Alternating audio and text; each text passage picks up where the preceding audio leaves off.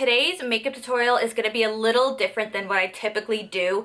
It's very light on the eyes and a bold hot pink matte lip.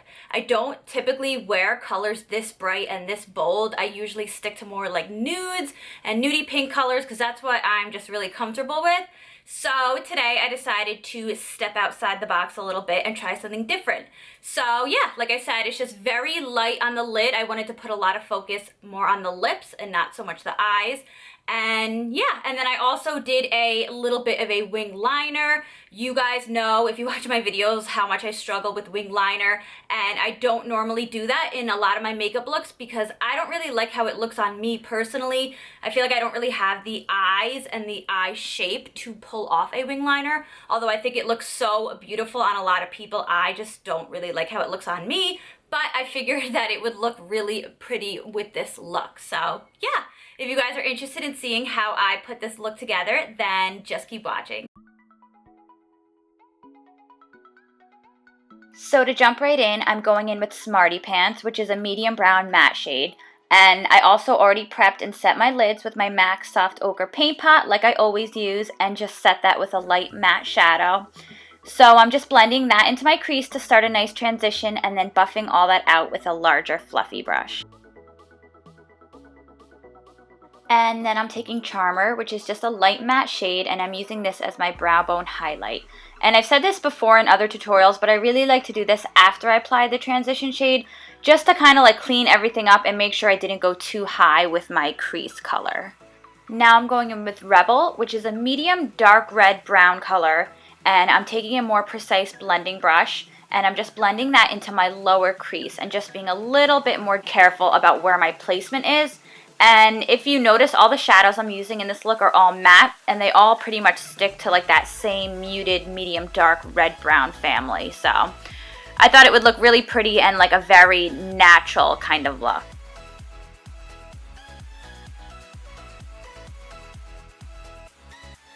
Now the last transition shade we're going in with is called Leader, which is a dark reddish brown shade, and with an even more precise blending brush, I'm just blending that into the outer crease for the most part. And I drag it in a little teeny bit, but for the most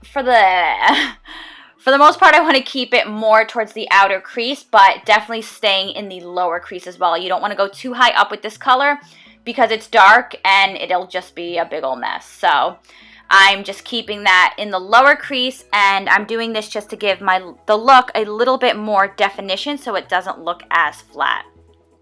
Then I'm going back in with my MAC Paint Pot. Oh my god, I really can't talk. I'm going back in with my MAC Paint Pot, and I'm just laying that and packing that onto my lid so that when we go in with this shade, Flower Child, which is a matte, almost like a very, very light pinkish shade, when we use this right now, it's going to show up and be a little bit more defined. Then I'm going back into the crease with a little bit of Leader and Rebel mixed together just to make sure everything is blended out, and then you'll see that I go back in with Flower Child on the lid just to make sure none of that was covered up also. And then to finish all that off, all the eyeshadow eye work, does that even make sense? I don't even know what I'm saying, but I'm going in with a larger fluffy brush with no product on it and just blending everything out. And then for the most terrifying part of the tutorial, I don't normally do wing liner in a lot of my makeup looks, even like in my everyday looks. I personally, honestly, don't feel like it looks good on me. I don't really have the lids for it, so I don't normally do it typically, so I'm not the greatest at it. That's why. Another reason why I don't do it, because I feel like I'm not that great at it and I don't really have it perfected. If I'm not really good at something, I'm not gonna do my makeup like that. But on the other hand, I don't really like how it looks on me anyway. So typically when I do a wing liner like this, I pull my eye taut, and I tried so hard for the sake of this video just to try and do it. And I think it came out pretty well. I'm using the Kat Von D Trooper liner, which I know I talked about in one of my videos in a products that I regretted buying video, but I actually started to use this liner, not this one in particular obviously, but I started to use this liner on a lot of clients and I love it actually. It's like really weird.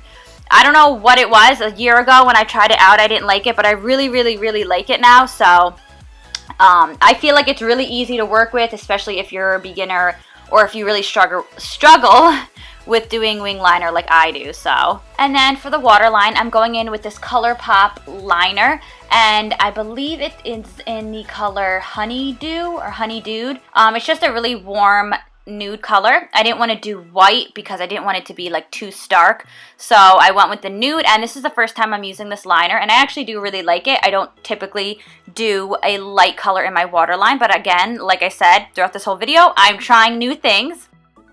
And then I'm going back in with Rebel, and I am just lining the lower lash line just to give a little bit of something on the lower lash line. I don't like when it's like too light.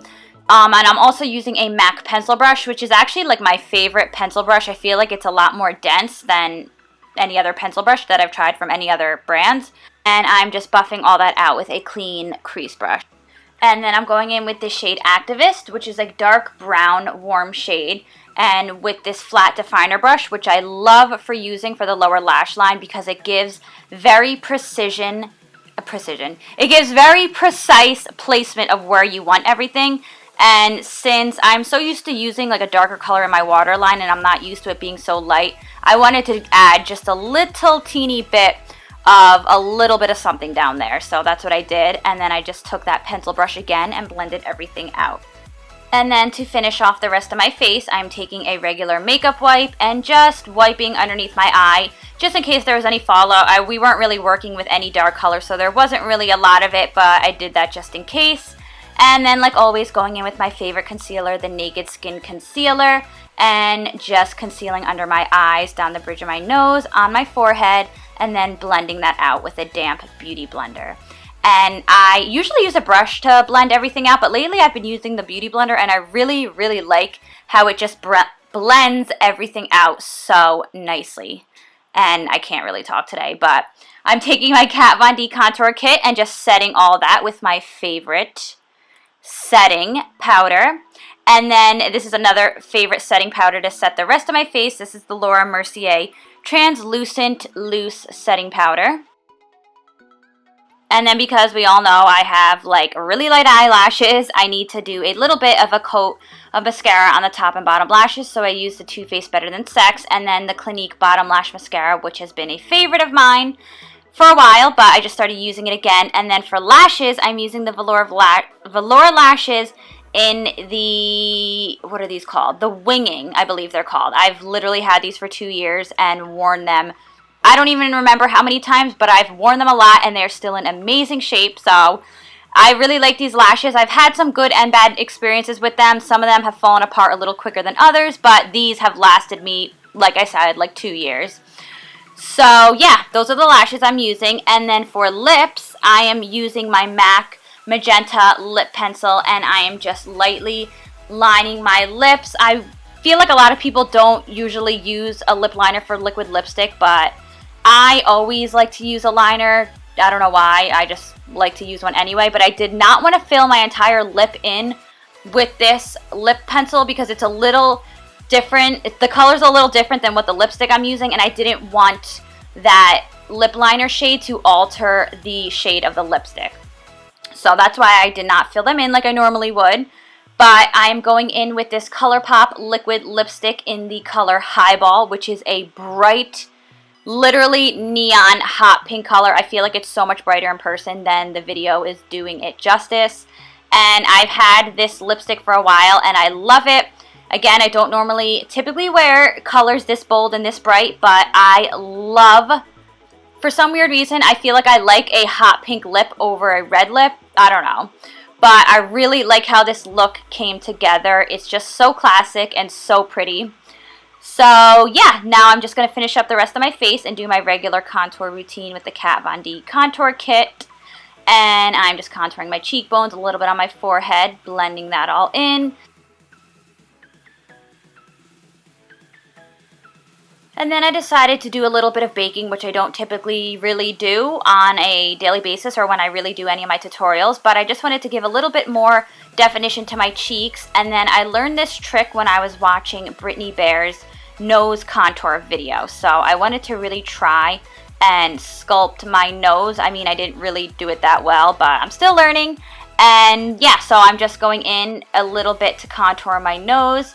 And I think after I learned to like perfect this a little bit more, I want to show you guys some of the tips and tricks that I learned from her video, so I can show you guys. So I'm just taking my brush and just wiping off any of that excess powder.